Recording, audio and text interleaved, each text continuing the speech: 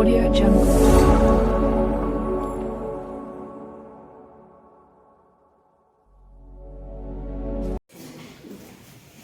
Hello good morning बच्चों, आपका स्वागत है आपके अपने YouTube channel Ajay Tomar sir classes में। कल हमने पढ़ा था ग्रेविटेशन फोर्स के बारे में। आज हम पढ़ेंगे ग्रेविटेशन फोर्स से रिलेटेड जो भी न्यूमेरिकल्स हैं उनके बारे में। ठीक है, तो चलिए पहला न्यूमेरिकल हम स्टार्ट करते हैं। देखिए पहले न्यूमेरिकल में आपको दिया गया है what is the magnitude of the gravitation force between the earth and a 1 kg object on its surface. देखिए यहाँ पर आपसे पूछा गया है ग्रेविटेशन फोर्स के बारे में, ठीक है, और इसमें आपको कुछ चीजें दी गई है। देखिए इसमें आपको एक मास दिया है, यानी मास दिया है कितना 1 kg, जो कि एक ऑब्जेक्ट का मास है। ठीक है, इसमें एक ऑब्जेक्ट है अर्थ की सरफेस पर, उसका मास कितना है 1 kg है। और इसमें जो दूसरा मास लेंगे वो हम अर्थ का लेंगे, यानी कि मास ऑफ अर्थ इसमें कितना दिया है 6 × 10⁻24 kg। और इसमें देखिए रेडियस ऑफ द अर्थ, यानी कि अगर हम बात करें आर की, तो रेडियस ऑफ द अर्थ दिया है 6.4 × 10⁻6 मीटर।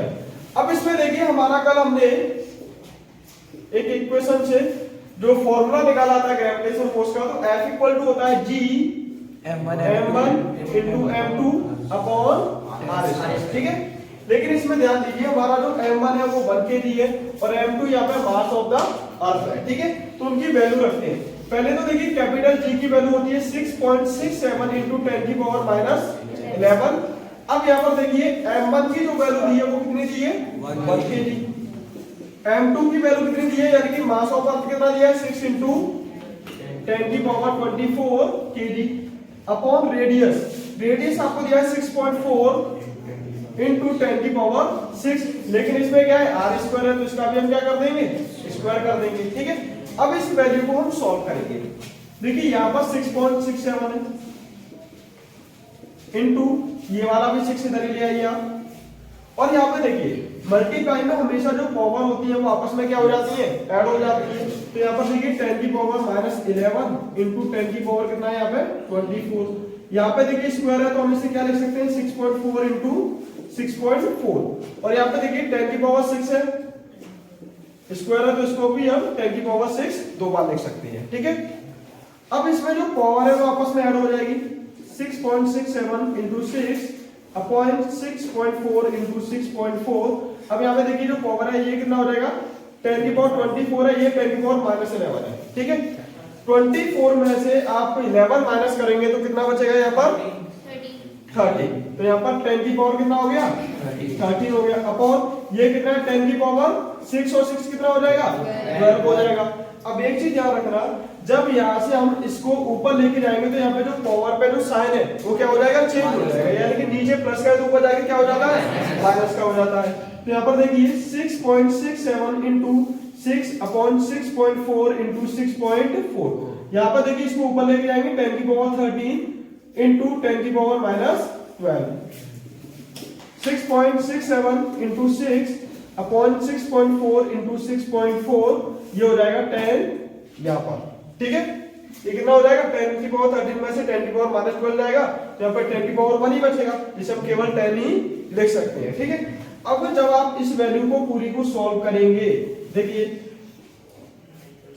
6.67 इनटू इसमें मल्टीप्लाई करेंगे कितना हो जाएगा 60 अपॉन ये हो जाएगा 6.4 × 6.4। ठीक है, जब आप इस पूरी वैल्यू को सॉल्व करेंगे, आप सॉल्व करके देख लेना तो 9.8 न्यूटन आ जाएगा। यानी कि अगर हम इस पूरी वैल्यू को सॉल्व करते हैं, आप सॉल्व कर लेना, सॉल्व करके देखेंगे तो हमारी जो वैल्यू आती है फाइनल 9.8 न्यूटन आएगी इसकी। ठीक है, इसी तरीके से देखिए, इसी तरीके से आप अपने बीच में कितना फोर्स लग रहा है वो भी निकाल सकते हैं। जैसे मान लीजिए मैं हूं यहाँ पर और आप में से किसी एक बच्चे को ले लें, तो मान लीजिए मेरा मास हम यहाँ पे मान के चल लेते हैं, मेरा मास है यहाँ पर कितना 65 kg, और आप में से किसी का मास लेंगे वो मान लेते हम m2, मतलब मान लीजिए 45 या 40 kg मान के चलते हैं। ठीक है, अब यहाँ पर एक चीज ध्यान देना, तो हमारे पास देखिए m1 दिया m2 दिया, g की वैल्यू है ही, और रेडियस जो आपकी और मेरे बीच में डिस्टेंस है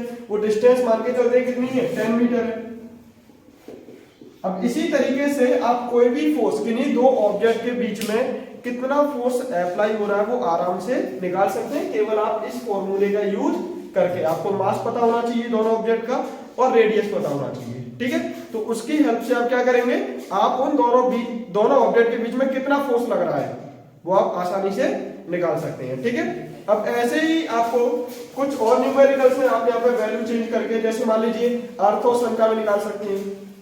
अर्थ और सन के बीच में कितना फोर्स लग रहा है, अर्थ और मून के बीच में कितना फोर्स लग रहा है, जो ग्रेविटेशन फोर्स है कितना लगता है, उसके लिए बस आपको क्या है, सन का मास पता होना चाहिए, अर्थ का मास पता होना चाहिए, उनके बीच में डिस्टेंस कितनी है वो पता होना चाहिए। फिर आप फोर्स का फॉर्मूला लगाएंगे, आपकी वैल्यू निकल के आ जाएगी। ऐसे ही आप अर्थ और मून का निकाल के लाएंगे घर से। देखिए आपके लिए 2 से 3 न्यूमेरिकल मैं दे रहा हूं घर के लिए, जो आपको घर से करके लाने हैं। पहला आपका हो जाएगा, आपको अर्थ और सन के बीच में कितना फोर्स लग रहा है वो निकालना है, ठीक है।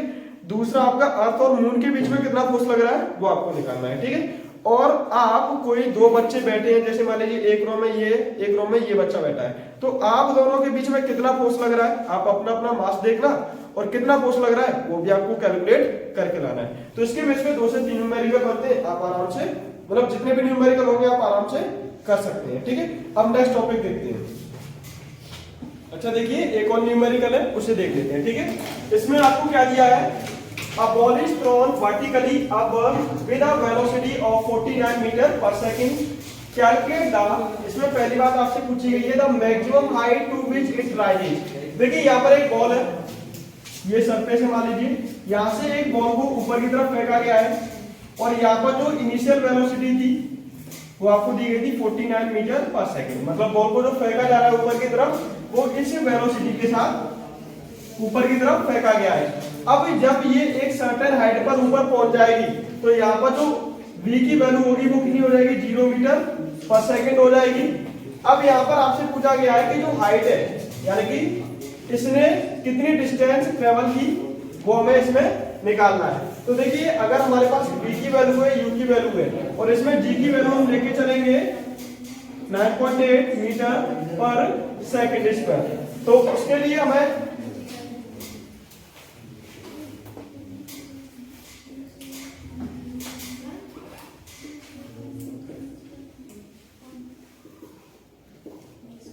फिर हम इसमें क्या करेंगे, मोशन का थर्ड इक्वेशन यूज करेंगे, जो होता है v square minus u square equal to 2as। लेकिन इसमें देखिए a की जगह हम g लेके चलेंगे और s की जगह हम h लेके चलेंगे, ठीक है। अब यहाँ पर देखिए v की वैल्यू कितनी है, 0 है, तो 0 का स्क्वायर कर दीजिए माइनस। अब u की वैल्यू 49 है, तो 49 का स्क्वायर कर दीजिए इक्वल टू 2 इंटू g की वैल्यू कितनी होगी, माइनस का 9.8 होगी। माइनस इसलिए होगा क्योंकि जब किसी बॉल को ऊपर की तरफ फेंका जाएगा तो जी आपका क्या हो जाता है, नेगेटिव हो जाता है। यानी कि जब हम किसी ऑब्जेक्ट को ऊपर की तरफ फेंकेंगे तो वहां पर जो आपका एक्सेलरेशन ड्यू टू ग्रेविटी होता है वो कम हो जाता है, यानी कि ये माइनस का हो जाएगा, और यहाँ से आपको h निकालना है। तो जब आप इसे सॉल्व करेंगे, देखिए 0 का स्क्वायर कर देंगे, 0 हो जाएगा। 49 को आप 2 बार लिख सकते हैं, इक्वल टू 2 इंटू माइनस का 9.8 इंटू h, ठीक है।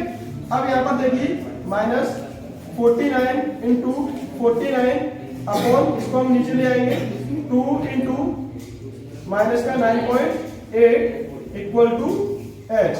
अब यहाँ पे देखिए माइनस से ये माइनस हट जाएगा, और इससे अगर आप कट करेंगे इसे, आप इस पूरी वैल्यू को सॉल्व करेंगे तो 122.5 मीटर आ जाएगा। यानी जो h की वैल्यू निकल के आएगी वो आएगी हमारी 122.5 मीटर आ जाएगी। अब इसमें दूसरी बात आपसे पूछी गई है द टोटल टाइम टेकन, यानी कि इस बॉल को यहां से यहां तक जाने में फिर वापस आने में कितना टाइम लगा होगा। तो वो देख लेते हैं हम इक्वेशन फर्स्ट से। तो देखिए मोशन की फर्स्ट इक्वेशन क्या है, v equal to u plus gt होता है। तो v हमारा कितना है 0 और u कितना है 49।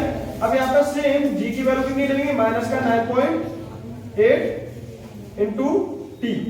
अब इसको हम इधर ले आएंगे तो ये माइनस का 49 हो जाएगा इक्वल टू माइनस 9.8 t हो जाएगा। अब जब इसमें हम t की वैल्यू निकालेंगे तो माइनस का 49 अपॉन माइनस का 9.8, माइनस से ये माइनस हट जाएगा, और जब कट करेंगे इसे तो ये 5 टाइम कट हो जाएगा आपका। यानी कि इसे देखिए यहाँ से पॉइंट हटाइए, 0 बढ़ा दीजिए, और जब आप इसे कट करेंगे तो 5 सेकंड आ जाएगा। यानी कि इसमें यहां से यहां तक जाने में जब बॉल एक बार ऊपर गई होगी तो आपका कितना टाइम लगा होगा, 5 सेकंड लगा होगा। लेकिन जब वापस आई होगी तब भी कितना लगा होगा, 5 सेकंड लगा होगा। तो इसमें जो हम टोटल टाइम निकालेंगे, टोटल टाइम आ जाएगा 5 सेकंड प्लस 5 सेकंड, टोटल आ जाएगा आपका 10 सेकंड।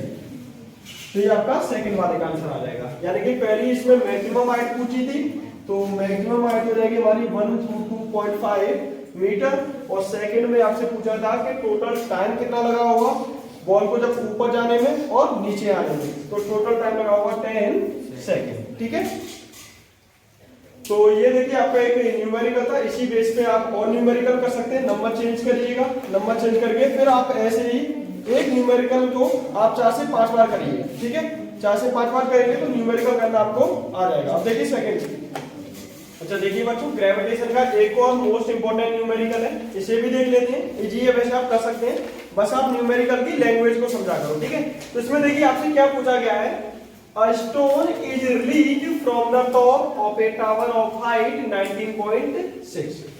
एक स्टोन है, जैसे मान लीजिए ये एक टावर है और यहां से उस स्टोन को छोड़ा गया है। ठीक है, यहां से उस स्टोन को छोड़ा गया है नीचे की तरफ। अब जब नीचे की तरफ छोड़ा गया है तो यहाँ पर जो हाइट है उसकी वो आपको दी है 19.6 मीटर, मतलब इतनी ऊंचाई से इस पत्थर को नीचे की तरफ फेंका गया है। तो इसमें आपसे पूछी गई है कि फाइनल वेलोसिटी निकालिए आप, यानी कि आपसे पूछा गया है कि फाइनल वेलोसिटी बताइए कि जब ग्राउंड को ये टच करेगा उससे पहले की इसकी वेलोसिटी कितनी रही होगी। ठीक है, तो भी हमें फाइंड करना है। अब इसमें एक बात ध्यान देना कि जब किसी को ऊपर से छोड़ा गया तो यहाँ पर जो आपकी इनिशियल वेलोसिटी है वो 0 मीटर पर सेकेंड होगी, क्योंकि ऊपर से छोड़ा गया है ना, सिंपल सी बात है। तो इनिशियल वेलोसिटी कितनी हो जाएगी, ऑटोमेटिक 0 हो जाएगी यहाँ पर। अब यहाँ पर जो जी की वैल्यू है वो हम कितनी लेके चलेंगे, 9.8 मीटर पर सेकेंड स्क्वायर, क्योंकि ऊपर से जब नीचे की तरफ आएगी तो इसमें क्या होगा, वेलोसिटी में कुछ चेंज आया होगा, और वेलोसिटी के चेंज को एक्सेलरेशन ड्यू टू ग्रेविटी कहा जाता है। और यहाँ पर जो स्मॉल जी की वैल्यू है वो कितनी लेंगे, 9.8 मीटर पर सेकेंड स्क्वायर लेंगे। अब इसमें हमें बता दें कि हमारे पास v है, g है, u है, h है। अब इसके लिए हमें कौन सी इक्वेशन यूज करनी पड़ेगी मोशन की, थर्ड वाली। Very good. अब थर्ड वाली इक्वेशन होती है v square minus u square equal to 2gh। आप यहाँ पे लिख देना फ्रॉम द इक्वेशन थर्ड। ठीक है, अब देखिए यहाँ पर v हमारा निकालना है, u की वैल्यू कितनी है, 0 का स्क्वायर कर दीजिए, 0 है तो 2 इंटू g की वैल्यू कितनी हो जाएगी, 9.8 हो जाएगी, और हाइट हमें कितनी दी है, 19.6 दी है। चलिए यहाँ पर देखिए v का स्क्वायर करेंगे तो v स्क्वायर ही रहेगा, 0 का स्क्वायर होगा तो वो तो 0 ही हो जाएगा, तो वो लिखने का कोई मतलब बनता नहीं है। इसका जब आप इसमें मल्टीप्लाई करेंगे तो कितना हो जाएगा, 19.6 हो जाएगा, और ये भी यहाँ पे मल्टीप्लाई में कितना है, 19.6 है। अब इसमें देखिए ये v स्क्वायर की वैल्यू है, यानी v स्क्वायर की वैल्यू कितनी है, 19.6 इंटू 19.6। अब यहाँ पर अगर हम इसे लिखना चाहें तो v का स्क्वायर इक्वल टू 19.6 का स्क्वायर, ऐसे भी तो लिख सकते हैं। ठीक है, अब स्क्वायर से यहाँ पे स्क्वायर हट जाएगा, और जो हमारी v की वैल्यू आएगी वो कितनी आ जाएगी, 19.6 मीटर पर सेकेंड। देखिए कितना है, बस आप देखिए इसी चैप्टर के न्यूमेरिकल्स अगर आपको करने हैं तो बस आप उस न्यूमेरिकल की लैंग्वेज को पहचानिए कि लैंग्वेज में आपको क्या क्या दिया है, मतलब उस न्यूमेरिकल में आपको वैल्यू किस किस की दी है, वैल्यू आप देखिए, और उस वैल्यू को पहले आप लिख लीजिए, जैसे हमें स्टार्टिंग में लिख रहे थे ना कि हमें देखिए ये दिया है, ये दिया है, और उसे इमेजिन करिए, उसके बाद वैल्यू पुट करिए, और आप उसमें देखिए कि हमारे देखिए सबसे बड़ी बात होती है जब भी आप न्यूमेरिकल करेंगे उसके लिए फॉर्मूले। तो चैप्टर के जितने भी फॉर्मूले होते हैं वो आपको अच्छे से लर्न होने चाहिए, और लर्न होने के लिए आप क्या करेंगे, आप उन फॉर्मूलों को एक चार्ट पेपर पे लिख लीजिए और अपने रूम में लगा लीजिए। अपने रूम में लगाकर आप उसे डेली रीड करिए, और जब भी आप फ्री बैठे हो उसमें से कोई फॉर्मूला उठाइए और अपने दिमाग से कोई भी न्यूमेरिकल बनाइए उस फॉर्मूले के बेस पे, और उसे सॉल्व करिए। तो धीमे धीमे जब आप प्रैक्टिस करेंगे तो आप आसानी से न्यूमेरिकल्स कर सकते हैं। ठीक है, वैसे इतने टफ नहीं होते हैं, बस फिजिक्स के न्यूमेरिकल तभी टफ लगेंगे जब आपको उसकी थ्योरी नहीं पता होगी, दूसरा आपने फॉर्मूले नहीं देखे हैं, फॉर्मूले आपको नहीं पता है, अगर फॉर्मूले याद है तो आप आराम से इसको कर सकते हैं। ठीक है, अब ऐसे ही देखिए हमने इससे पहले इस चैप्टर में अभी तक क्या कर लिया है, ग्रेविटेशन फोर्स के बारे में जान लिया है, फ्री फॉल के बारे में जान लिया है, एक्सेलरेशन ड्यू टू ग्रेविटी के बारे में जान लिया है पिछली वीडियोस में। और आज हमने क्या लगाया है, न्यूमेरिकल्स लगाए हैं, कुछ इंपॉर्टेंट न्यूमेरिकल्स। तो आपके लिए होमवर्क में ये है कि आप कुछ न्यूमेरिकल्स घर पे जाके लगाएंगे अपनी टेक्स्ट बुक से, ठीक है। ये सभी एनसीईआरटी के न्यूमेरिकल्स हैं, एनसीईआरटी बुक में आप इन्हें देख सकते हैं, तो वही हमने आज लगाए। तो और भी उसमें न्यूमेरिकल्स आप प्रैक्टिस करना, बाकी के अगर हमें लगेगा तो और न्यूमेरिकल्स कल हम देख लेंगे। और इसमें अब आगे का जो टॉपिक रहेगा वो हमारा रहेगा बॉयंट फोर्स, प्रेशर, ठीक है, इनके बारे में हम कल चर्चा करेंगे, ठीक है। तो चलिए कल देखेंगे।